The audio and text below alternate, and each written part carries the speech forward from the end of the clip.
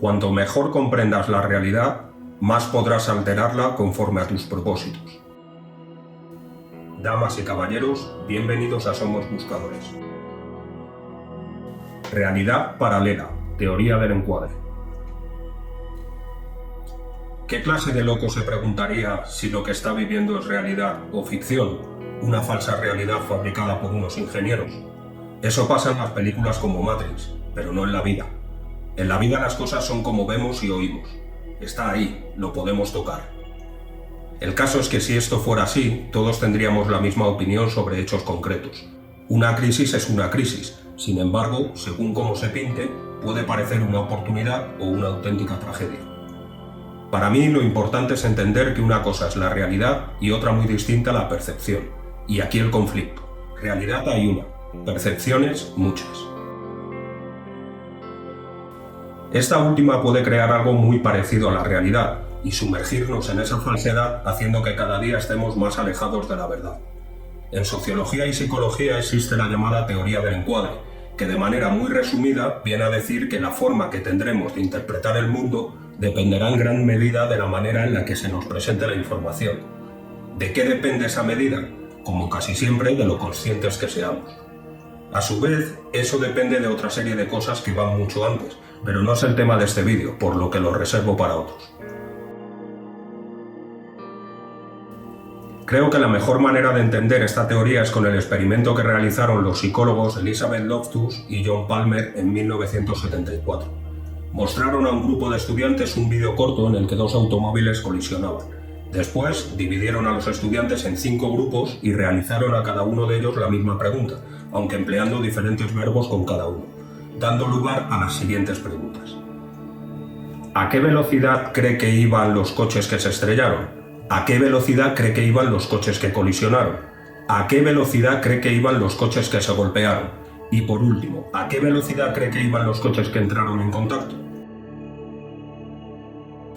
Los distintos verbos variaban sutilmente la sensación sobre lo visto en el vídeo, y este es el motivo por el que los grupos dieron respuestas diferentes a pesar de haber visto todos lo mismo.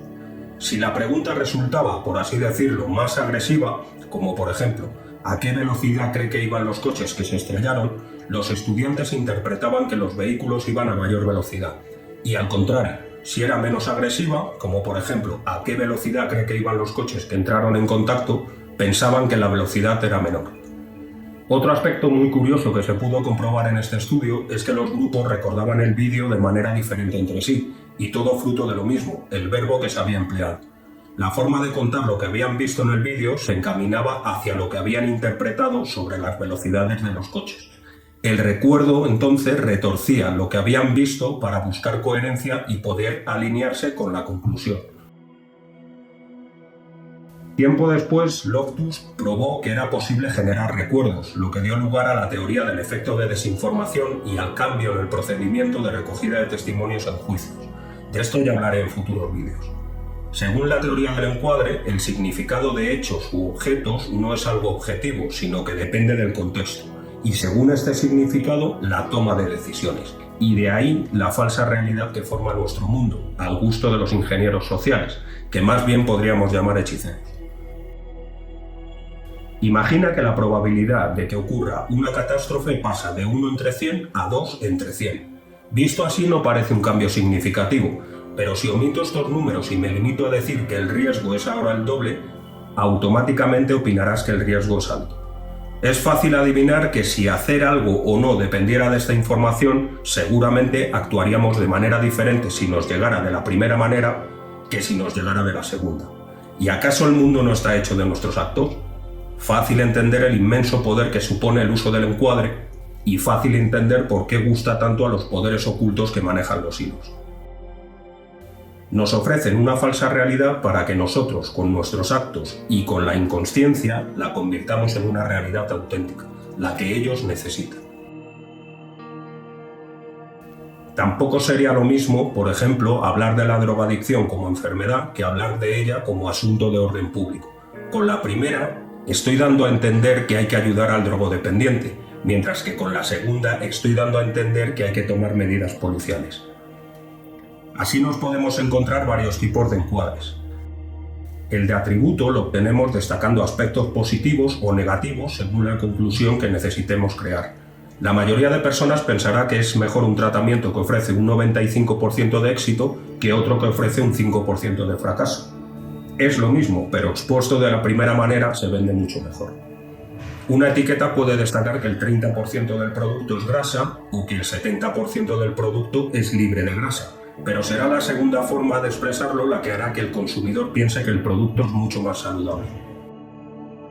Otro tipo de encuadre es el que se apoya en el conocimiento de que arriesgamos más por recuperar algo que por ganar algo, aunque sean cosas del mismo valor. También tenemos el encuadre de objetivo, que se apoya en el conocimiento de que es más fácil que hagamos algo si se nos dice los riesgos de no hacerlo que si se nos dicen las ventajas de hacerlo.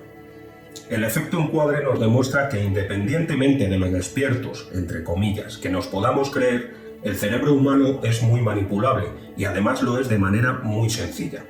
Pero si el enemigo puede manipular nuestra percepción, significa que podemos reconducirla. Y la clave es, al menos eso es lo que a mí me ha ayudado, aprender a diferenciar entre percepción y realidad. Espero que lo aquí tratado te haya resultado interesante y sea de ayuda en tu búsqueda de la verdad. Un gran abrazo y gracias por tu visita.